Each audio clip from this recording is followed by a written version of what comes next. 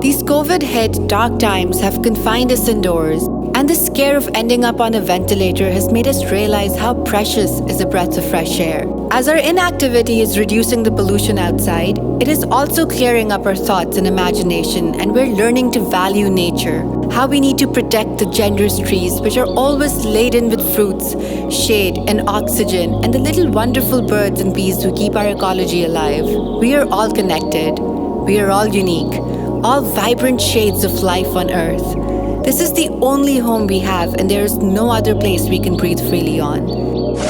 The drift of such thoughts made me pick up my brushes and color palette and paint a symbol of nature, the beautiful woodpecker, a creature who resonates with these times. A large number of his species lives a solitary life. They find value even in the trunks of dead trees, pecking with their beaks, a vibrating, resonating sound as a form of non-vocal communication to others of his kind. As if this little pecking creature is spiritually guiding us to protect our wisdom and creativity from what infests us from within, our ego and our selfishness. I am calling my series of paintings as Resonance. Welcome back to my studio. I'm going to be showing you the entire process behind this painting, where I'm going to be giving you a few more painting tips. I hope you enjoy the process. So one of the things that I've had a lot of people who view my work and they see me working is that it makes them feel like everything I do is so easy and it just comes so naturally to me, and I just pick up a bunch of paints and I start applying it on my entire background and something beautiful just emerges out of it. That is not how it works. There's a lot of pre-planning that goes behind it. And even though it's been quite a few years since I've been practicing this artwork, but at the same time, every time I make or plan a new composition, I always go back and make a lot of pencil thumbnail sketches just to kind of give myself a little bit of clarity on how I want to apply the paints. When I'm actually applying it, it is a lot more intuitive, but because I have a basic structure in my head, it comes a lot easier to you that way. So I would always advise you to not just pick up paints and start throwing it on the canvas in hopes that you will create something beautiful, but just try to plan a little beforehand, and especially when it comes to your color. So every time I make a painting, especially with this one, I studied the form of the bird and I borrowed colors from the bird that I was going to paint. I noticed what kinds of texture the bird had in its feathers and the kind of patterns that were creating on it. And I tried to kind of balance and compose those different kinds of elements and textures even in my background, so it has a more cohesive look altogether at the end.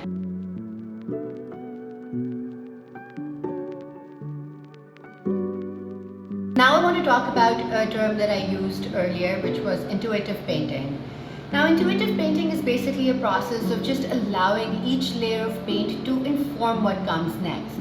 So it's about letting go of fear or expectations and just allowing your paint to evolve based on your heart callings, visions, and play. So it includes all the happy accidents and the messes. So the purpose of intuitive painting is to really free yourself of any judgment that you might feel of yourself as an artist, any inhibitions that you might have, and just trust that inborn creativity and just let that intuition flow out through your paints. You can even try and use different kinds of tools that might not even be associated with painting. For example, you can use twigs, combs, pieces of cloth, sponges, anything, your hands, your fingers, and just really explore how the paint works through different textures by using different kinds of tools. Intuitive painting is definitely not about creating a painting that looks like mine or somebody else's.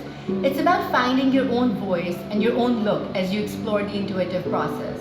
My style has evolved from the last 15 years of working and playing in the studio. So even though my process is not completely intuitive because a lot of pre-planning goes behind it, but they still evolve layer by layer in the same way as I just described earlier. For other intuitive artists, though, it's a much wilder and freer process, but again, it's just about finding yourself within the art. So again, I just want to say that there are no mistakes in intuitive painting, and that's what is so freeing about it. So Another thing that I want to talk about here is the importance of layering paints. It's the layering of paints that really helps you achieve that richness and depth in your paintings, and it really helps you achieve that kind of accuracy. Without layering your paints, your painting can come out looking very flat and without any depth in it. So the secret to layering paints to create a certain depth in your paintings actually just lies in your underpainting. And a lot of artists tend to skip this step, but it's very important, especially if you're trying to produce a believable light source and trying to achieve realistic colors. I would really recommend not to skip this step. So I use the word underpainting, and I want to tell you what it means in art. It's basically the initial layer of paint that you apply to a ground, which kind of serves as a base for your subsequent layers of paint to come on top.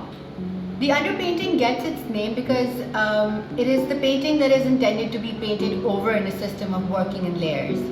And there's a popular misconception that underpainting should be monochromatic or perhaps in grayscales. But a multicolor underpainting was thought to be more useful by artists such as Giotto as well as Jean Van Eyck. But this painting was actually pioneered by a Titian in the High Renaissance. So once you apply the colors of your underpainting, you need to let it dry so that when you apply the top coat, the colors don't blend together and they don't become muddy. If an underpainting is done properly, it facilitates your overpainting. But if you're going to try and fight to obscure the underpainting or try to cover it up as much as you can, then that's a sign that it wasn't done properly. My technique is a little different because I'm working with acrylic paints, and because it dries so much faster, I tend to underpaint in portions, allowing one portion to dry so I can start the overpainting while the next bit of underpainting is allowed to dry in the meanwhile. So basically I'm working on my entire canvas back and forth constantly.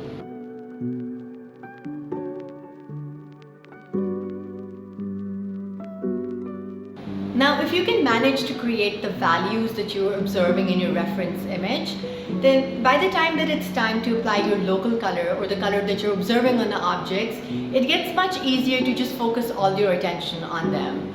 Also, when I'm applying my local color on top, I tend to apply it in really thin washes so that the values that I've set underneath are still shown through.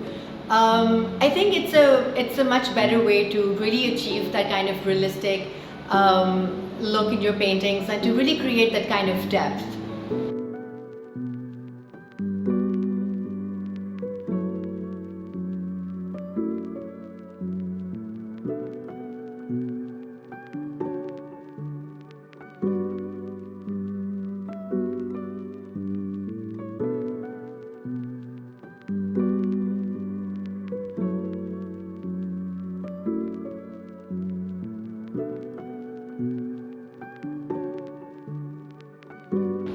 So another thing that I would really like for you to be a little conscious about when you make your next artwork is that each artwork that you produce has its own certain kind of vocabulary.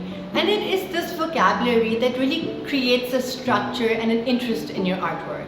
Now, when I say vocabulary, I basically mean 6 elements that are at play over here, which are line, shape, color, value, texture, and form.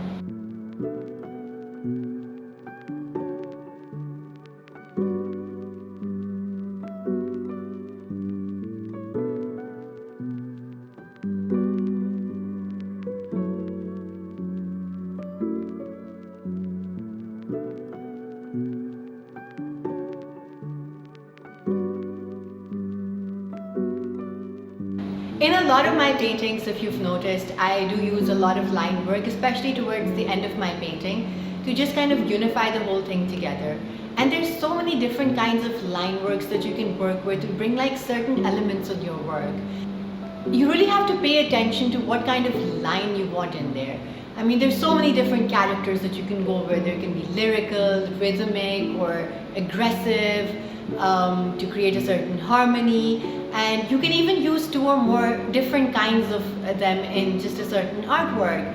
And you can even transition from one to another just to create like some more movement there. What I normally tend to do is I like to blend my backgrounds and the object that I've done on top, or I use a lot of line work to create some certain kind of texture and movement in my paintings, because I don't want them to look too static. I mean, if I had wanted a photograph, I would have just hung a photograph in my room. What would there be a point of, creating a painting? So it's really your self-expression that you want to see there.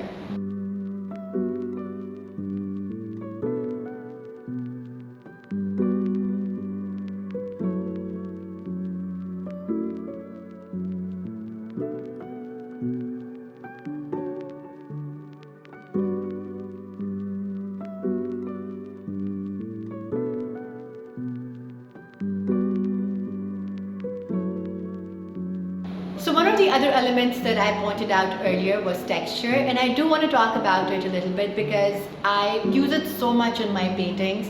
I feel like it really energizes my art and it adds so much like interesting elements to it that way. For instance, in this painting, even though you don't really see a tree bark anywhere, but you can, you kind of get a sense of the bird perched on a sort of a wooden surface.